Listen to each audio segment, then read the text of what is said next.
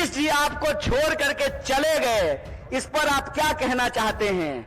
हम बोले सुनिए, कौन आया कौन गया ये महत्वपूर्ण नहीं है। गृह मंत्री का बेटा बीसीसीआई का सेक्रेटरी बन जाएगा और आपके बाल बच्चा को कुछ नहीं मिलेगा। अरे डरिए नहीं, आप नेता छोड़े कि ईडी से घबरा जाइएगा।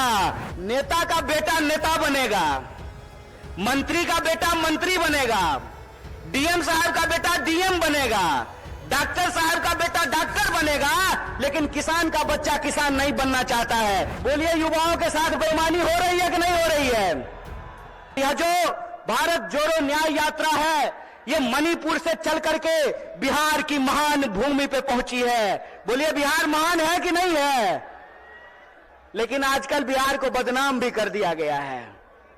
बदनाम नहीं कर दिया गया है। आज हमको मीडिया के एक साथी पूछ रहे थे कि नीतीश जी आपको छोड़ करके चले गए, इस पर आप क्या कहना चाहते हैं? हम बोले सुनिए, कौन आया कौन गया ये महत्वपूर्ण नहीं है। महत्वपूर्ण ये है कि बिहार के जो 14 करोड़ लोग हैं, उनका जो हक और अधिकार है, रोजी रोटी कपड़ा मकान का सवाल है, अपने खून के आखिरी कतरे तक उसके लिए संघर्ष करेंगे। ये हमारा कमिटमेंट है, ये हमारा संकल्प है। किसी के आने जाने की बात नहीं है, बात है लोगों के हक और अधिकार की। और हमारा यह मानना है, हमारी पार्टी की यह मानना है कि अगर हम इस देश को शक्ति देना चाहते हैं, अगर हम बिहार को शक्ति देना चाहते हैं, तो हमको 5 प्रकार के न्याय की स्थापना करनी पड़ेगी। कितने प्रकार की न्याय की स्थापना करनी पड़ेगी? हाथ उठा करके बताइए। अरे डरिए नहीं, आप नेता छोड़े कि ईडी से घबरा जाइएगा। आप तो आम जनता है, आपको क्या फर्क पड़ता है? आजकल रोजगार विहीन समझते हैं ना? रोजगार विहीन का मतलब यह है कि गृह मंत्री का बेटा बीसीसीआई का सेक्रेटरी बन जाएगा और आपके बाल बच्चा को कुछ नहीं मिलेगा। समझते हैं ना रोजगार विहीन विकास का मतलब?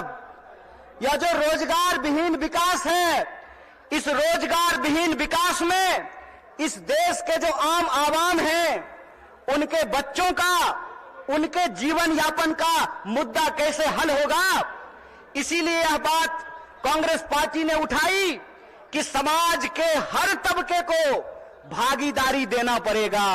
भारत दुनिया का सबसे युवा राष्ट्र है, भारत सबसे युवा राष्ट्र है, लेकिन इस देश के युवाओं के साथ अभी यह हो रहा है कि आप पढ़ाई करते हैं, दिन रात तैयारी करते हैं, लेकिन जब नौकरी की बारी आती है तो नौकरी नहीं मिलता है।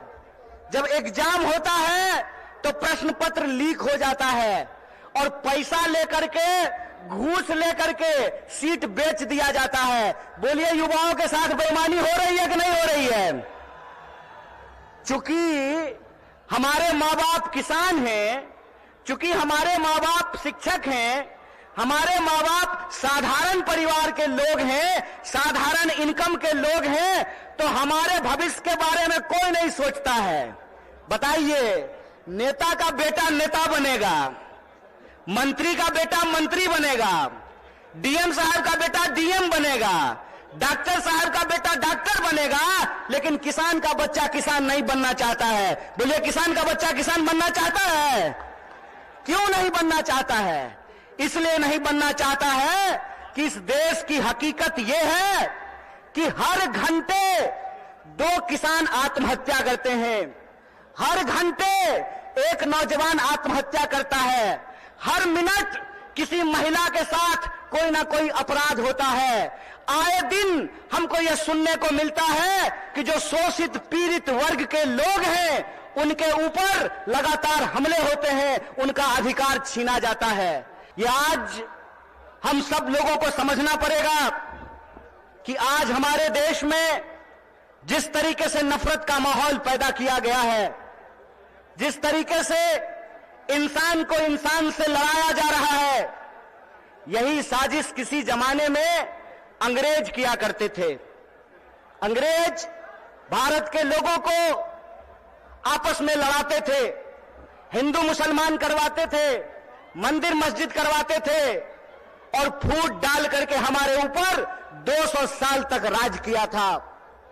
एक बार फिर से जो लोग आजादी के आंदोलन में हिस्सा नहीं लिए, जिन्होंने इस देश के लिए शहादत नहीं दी, जो जेलों में नहीं गए, फांसी पे नहीं चढ़े, वो लोग जो उस वक्त अंग्रेजों की मुखबिरी किया करते थे, आज गद्दी पर बैठ करके फिर से लोगों को आपस में लड़ा रहे हैं, लोगों के बीच में नफरत फैला रहे हैं।